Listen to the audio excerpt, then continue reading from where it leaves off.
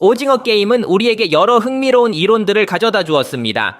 그중 가장 인기 있는 이론은 기훈이 다음 시즌 3회 끝에서 게임의 리더가 될 것이라는 것입니다. 즉 그는 프론트맨의 자리를 대신할 것이라는 이야기입니다. 하지만 이게 얼마나 가능할까요? 이 이론이 정말 말이 되나요? 우리는 알게 될 것입니다. 오늘 찰리 타렛에서 우리는 전체 분석을 할 것이며 기훈이 어떻게 오징어 게임의 새로운 프론트맨이 될 수 있는지에 대해 이야기할 것입니다. 준비됐나요? 시작합시다.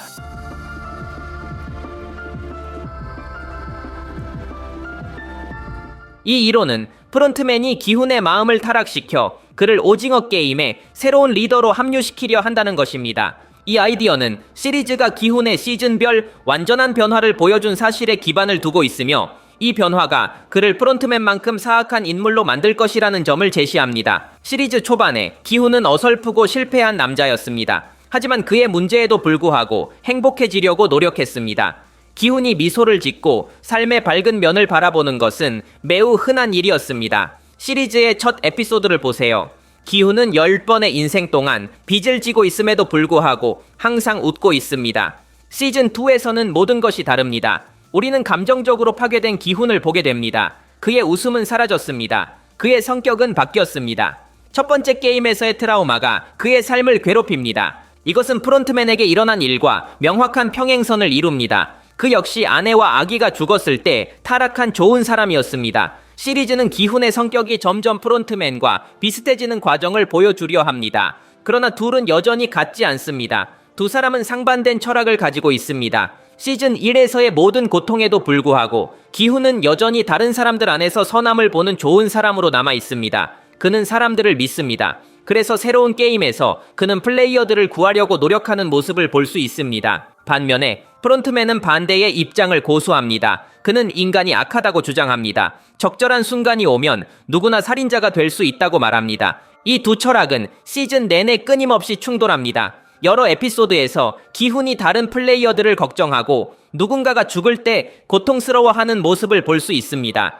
이러한 장면에서 프론트맨은 단지 경멸하는 표정으로 기훈을 바라볼 뿐입니다.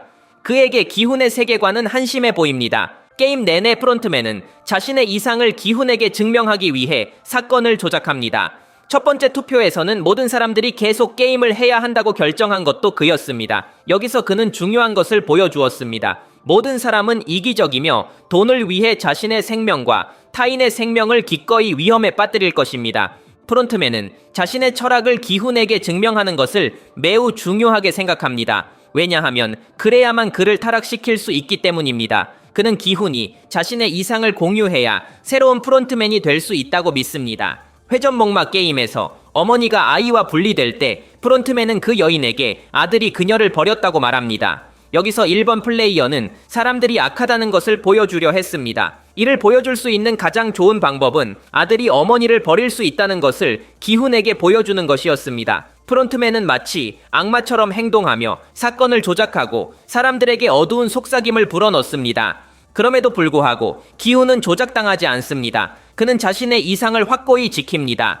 하지만 모든 것은 마지막 에피소드에서 바뀌는데 그곳에서 기훈이 경비원들에게 반란을 조직합니다. 목표를 달성하기 위해 기훈은 자신의 동료 몇 명을 희생합니다. 이 기훈의 결정은 모든 것을 바꿉니다. 이 장면에서 프론트맨은 만족해 보입니다. 그는 마침내 자신의 목표를 달성했기 때문입니다. 그는 기훈이 타락할 수 있음을 증명하고 싶었습니다. 그는 모든 사람이 필요할 때 악해질 수 있다고 주장하며 여기에서 그것이 입증되었습니다. 지금까지 이 이론은 많은 점을 얻었지만 기훈이 새로운 프론트맨이 되기 위해서는 여전히 몇 가지가 부족합니다. 두 캐릭터가 동일해지기 위해 다른 요소들이 필요합니다. 아마도 비극이 이 변형에서 가장 중요한 점일 것입니다.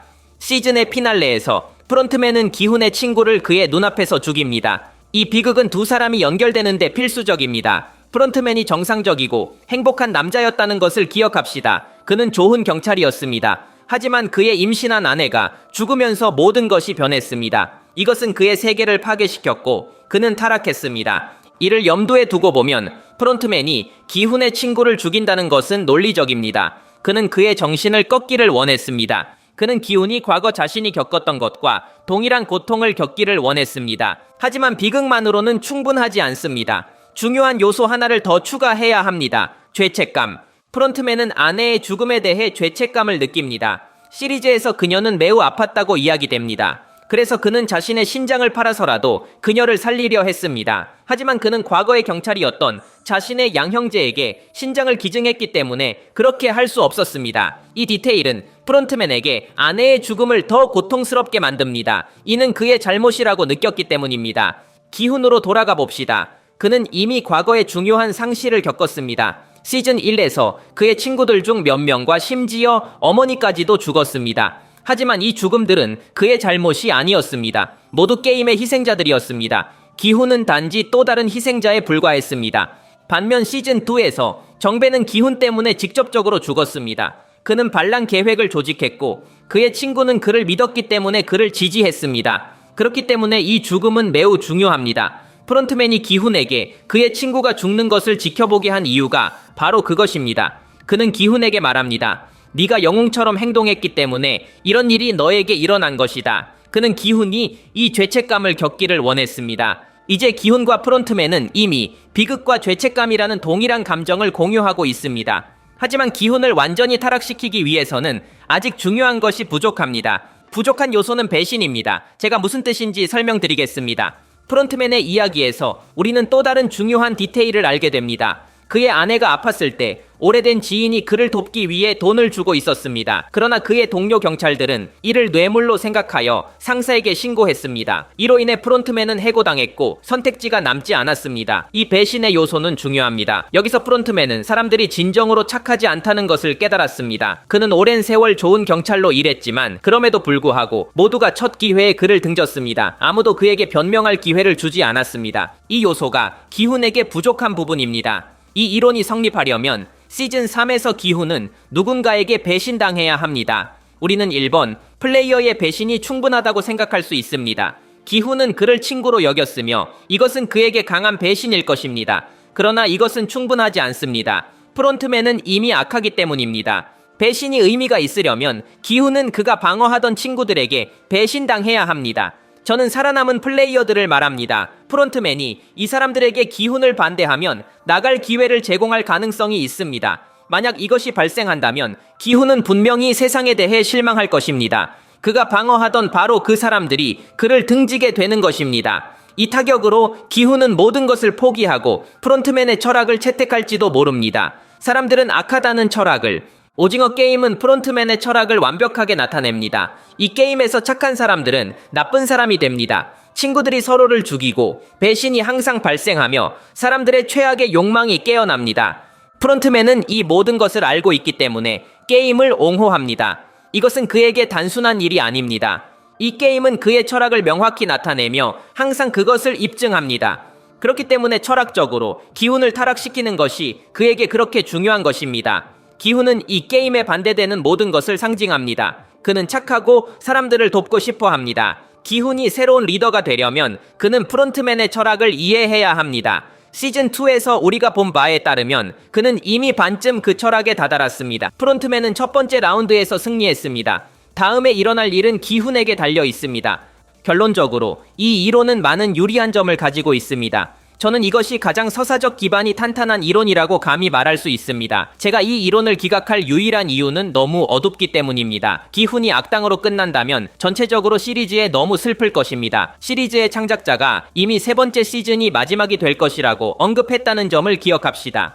이를 염두에 두고 이 이론이 사실이라면 기훈은 악당으로 이야기를 끝내게 되고 그를 어둠에서 구해낼 에피소드는 더 이상 없을 것입니다. 솔직히 말해서 감독이 그의 이야기를 이렇게 끝내고 싶어 할 것 같지는 않습니다. 만약 시즌 4가 확정된다면 상황은 달라질 것입니다. 미래의 기훈이 뉘우칠 여지가 생길 것이기 때문입니다.